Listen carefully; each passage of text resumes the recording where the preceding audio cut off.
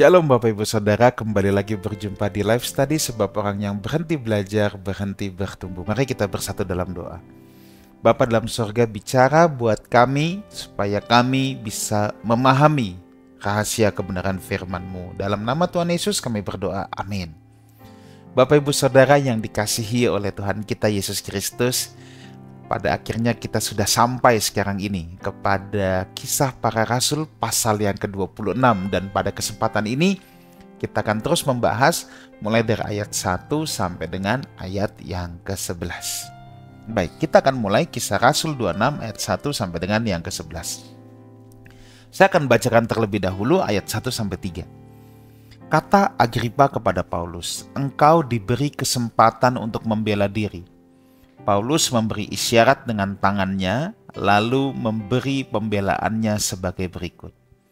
"Ya Raja Agripa, aku merasa berbahagia karena pada hari ini aku diperkenankan untuk memberi pertanggungan jawab di hadapanmu terhadap segala tuntutan yang diajukan orang-orang Yahudi terhadap diriku, terutama karena engkau tahu benar-benar adat istiadat dan persoalan orang Yahudi. Sebab itu, aku minta kepadamu supaya engkau mendengarkan aku dengan sabar."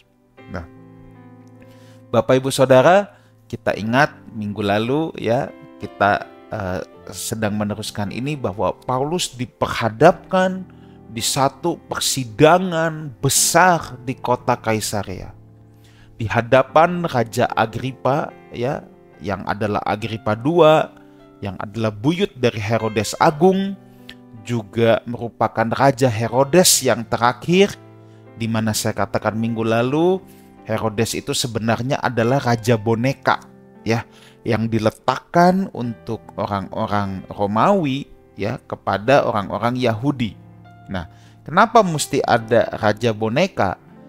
Romawi ini dalam tanda petik mau memberikan sebuah ilusi supaya seolah-olah Yahudi ini punya raja kok gitu loh. Orang-orang Yahudi ini bukan orang-orang yang dijajah kok, dia juga punya raja, tapi sebenarnya itu hanya boneka. Sedangkan pemerintahan Roma sendiri dijalankan di wilayah jajahan oleh para wali negeri. Nah, orang-orang atau Raja Herodes ini sebenarnya juga nggak dianggap oleh orang-orang Yahudi itu sendiri ya. Sebab dia bukan orang Yahudi, sebenarnya orang Edom yang memeluk agama Yahudi dengan modus politik. Nah, jadi dalam persidangan yang besar ini hadir tamu-tamu terhormat dari seluruh kota, dan di mana pada saat itu juga Agripa dan Bernike istrinya yang adalah saudara kandungnya sendiri ya, saudari kandungnya sendiri ya, tampil dengan segala kebesaran ya. Mereka mau show off, mau pamer depan orang-orang yang hadir itu.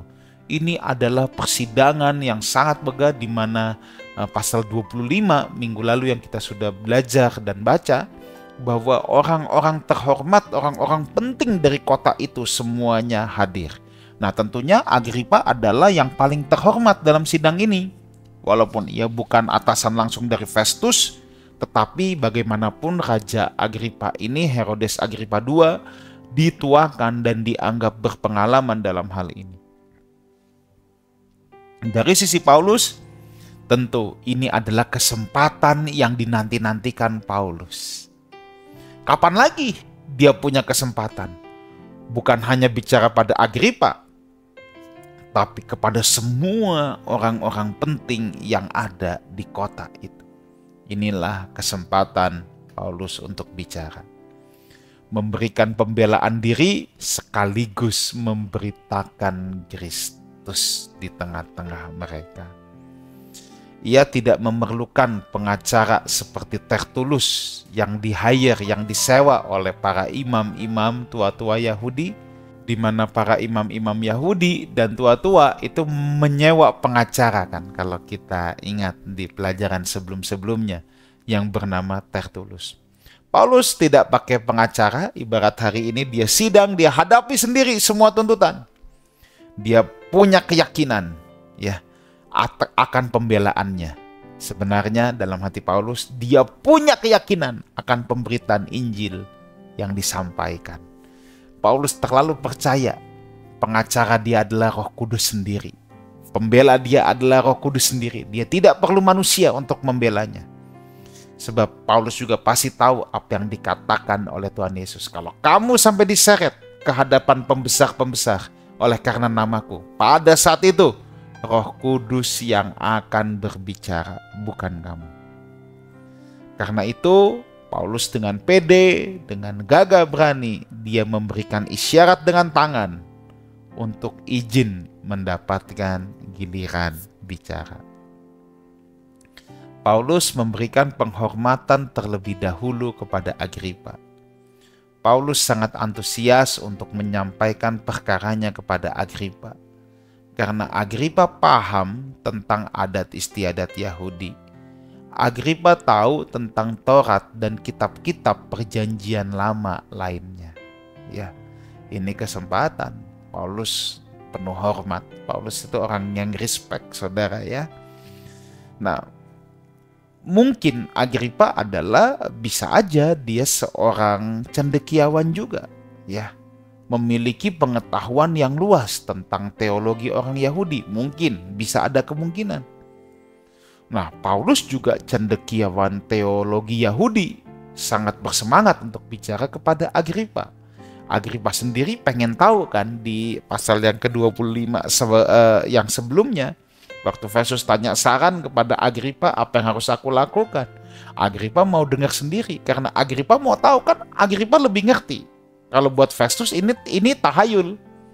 Tapi kalau Agripa mau tahu lah duduk persoalannya tuh apa. Karena dia juga punya pengetahuan kan tentang agama Yudaism. Ya. Oleh karena itu sebelum Paulus memulai isi pembicaraannya, dia minta supaya Agripa mendengarkannya dengan sabar. Ya, dengan sabar.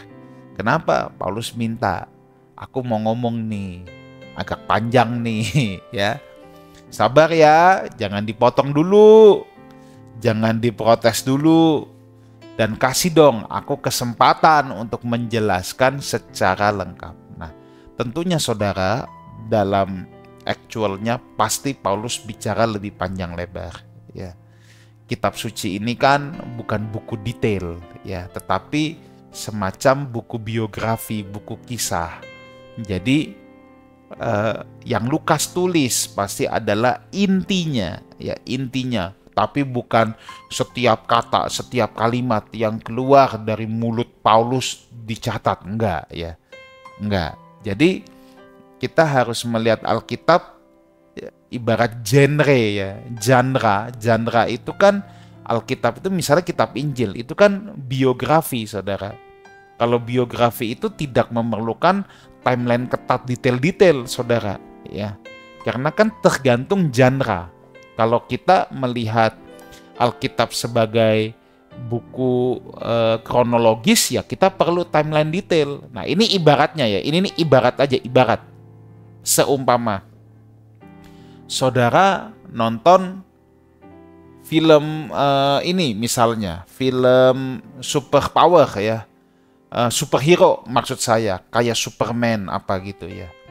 Ketika nonton film Superman, saudara ngelihat Superman-nya bisa terbang, kan saudara nggak akan bilang begini, lah kok orang bisa terbang? Enggak, kenapa? Karena genre itu adalah fiksi. Ya, saya tidak mengatakan Alkitab fiksi ya, bukan. Ini biografi. Saya lagi mau sharing sudut pandang ini. Tapi kalau dia dikatakan dokumenter atau based on true story, lalu saudara lihat orang bisa terbang kayak Superman pakai sayap gitu, yang diikat di baju, orang pasti tanya, masa iya orang bisa terbang? Paham ya?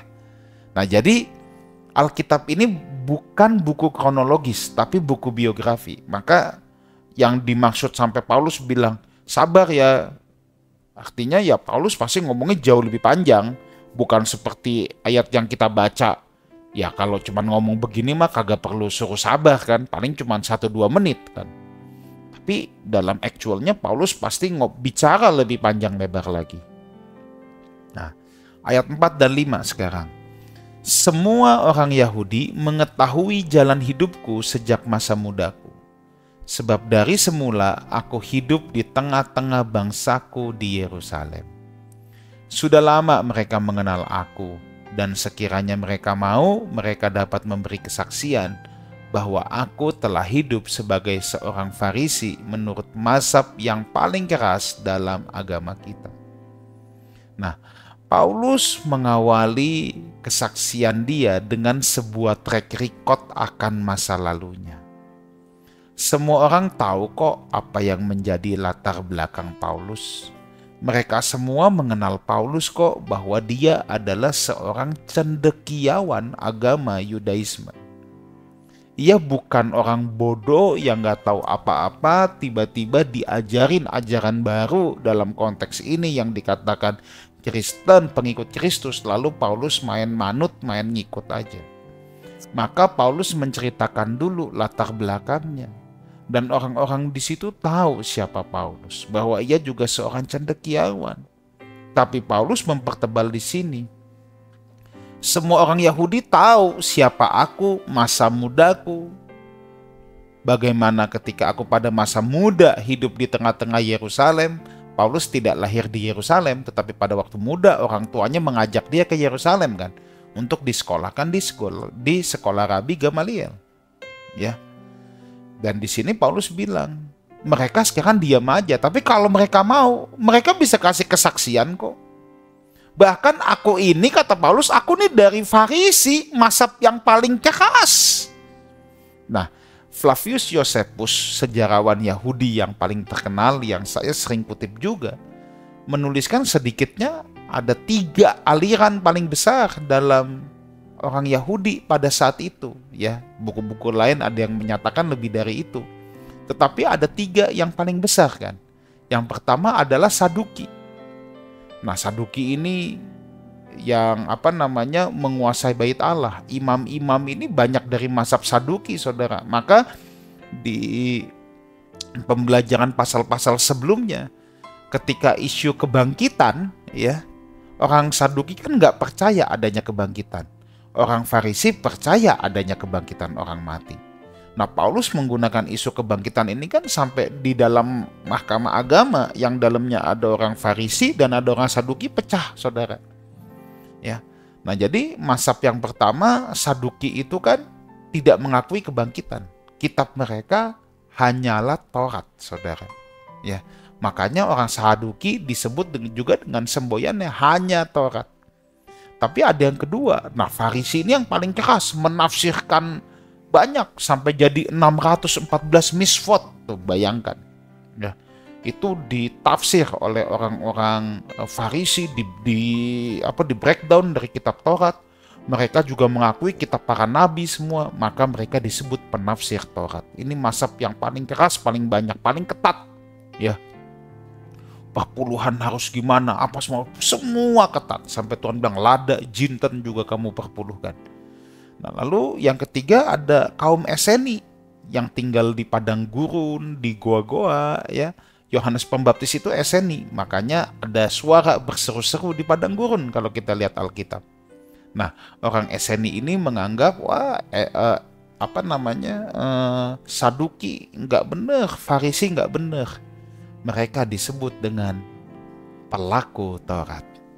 Nah, tetapi kalau Kristen, kita percaya Yesus penggenap Taurat. Nah, Paulus berkata, aku dari mazhab yang paling keras. Ya, dia muridnya Gamaliel. Gamaliel itu ahli di streamnya Farisi, saudara. Ya, di mana Gamaliel ini seorang rabi termasyhur dari aliran Hillel. Jadi zaman dulu itu ada 2 rabi dari golongan Farisi yang sangat terkenal. Yang pertama Hillel, yang kedua Shammai.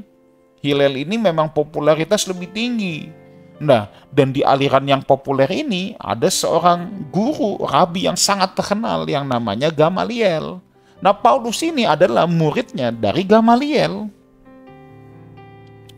Jadi dia juga menegaskan dari sini, bagaimana aku hidup, artinya aku bukan begundal, Aku bukan orang yang kerjaannya memeras, merampok, atau melakukan kejahatan lainnya. Ya tidak bercacat dalam melakukan hukum Yahudi, kan intinya itu. Itu loh yang dia mau katakan. Aku tidak bercacat, even dalam melakukan hukum Yahudi. Statement awal ini sudah menunjukkan bahwa tidak ada kejahatan yang membuat Paulus pantas diperlakukan layaknya seorang penjahat. Lalu kenapa kalian ini mau memperlakukan aku sebagai seorang penjahat? Kan kira-kira begitu, saudara. Ya. Nah, jadi Paulus memulai ini dengan latar belakangnya dulu. Siapa dirinya? Ayat 67. Dan sekarang aku harus menghadap pengadilan oleh sebab aku mengharapkan kegenapan janji yang diberikan Allah kepada nenek moyang kita. Dan yang dinantikan oleh kedua belas suku kita. Sementara mereka siang malam melakukan ibadahnya dengan tekun. Dan karena pengharapan itulah ya Raja Agripa, aku dituduh orang-orang Yahudi. Di sini saudara lihat alur berpikir Paulus sangat jenius, sangat elegan. Ya. Dia nggak langsung masuk tentang berita Injilnya ini. Lihat bagaimana Paulus masuk strateginya. Dia mengawali dengan latar belakang dia. Aku bukan orang yang nggak tahu apa-apa. Aku seorang cendekiawan Yahudi. Aku dari mazhab yang paling keras. Aku muridnya Gamaliel. Dan lain sebagainya. Lalu Paulus masuk sekarang. Inilah kata kunci yang sangat penting. Janji. Paulus bilang, aku ini ya dihadapkan ke pengadilan. Sebab aku mengharapkan janji Allah. Mereka sendiri, kedua belas suku Israel, kita ini, bukankah setiap hari berdoa untuk janji itu? Tapi sekarang oleh karena janji itu, pengharapan akan janji itu, aku kok malah diperhadapkan di pengadilan. Nah, wah ini luar biasa saudara. Alurnya Paulus ini luar biasa sekali. Kalian berdoa untuk janji. Setiap hari kalian mendoakannya. Nah, aku percaya pada janji itu yang kalian doakan.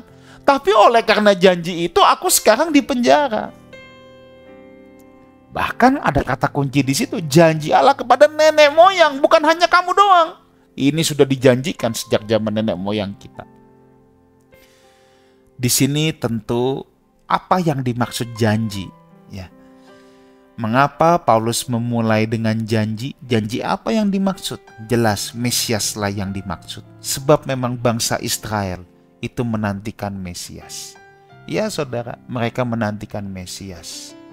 Nanti kalau saudara belajar sejarah bangsa Yahudi ya, misalnya di abad yang kedua ya, muncul seorang pahlawan ya, yang berani memberontak, yang bernama Simon Bar Kokhba.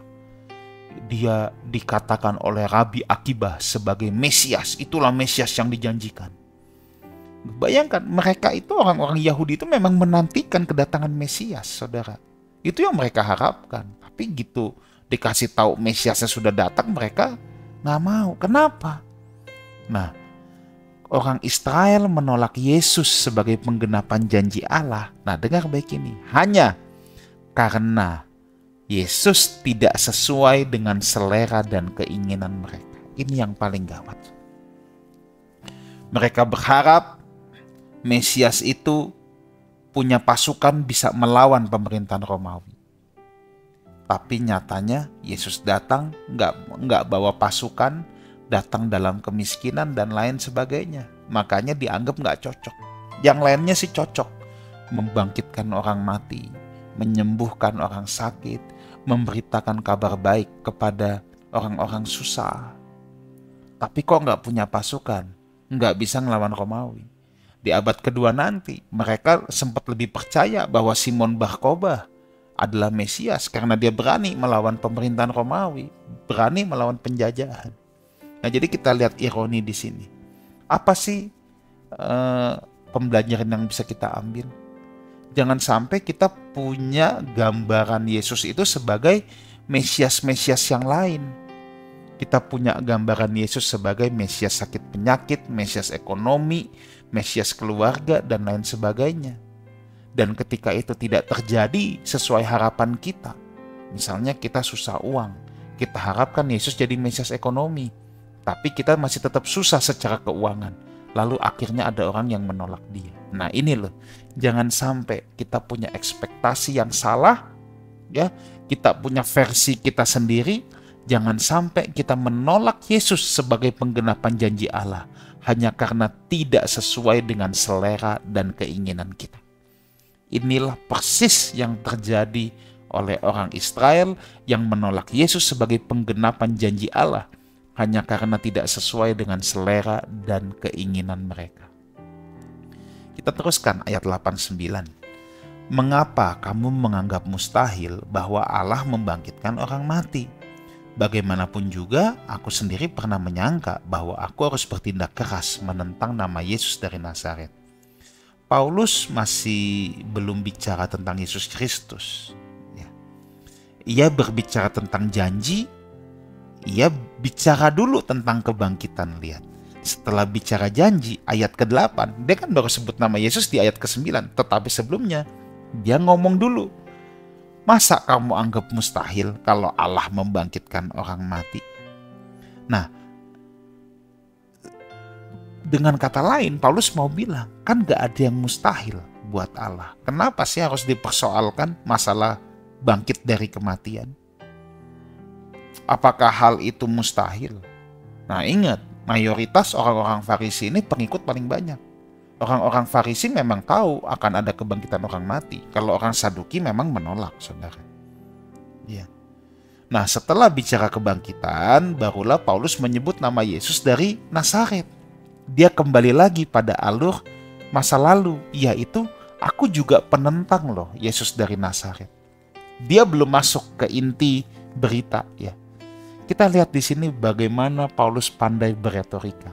Alurnya maju mundur, saudara. Dia awali dengan masa lalunya, dia bicara janji Allah, ini kan maju, dia bicara kenapa sih menolak kebangkitan.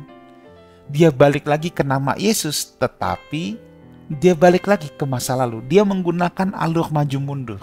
Nanti pembahasan minggu depan kita lihat. Nah itu baru kita masuk ke inti berita.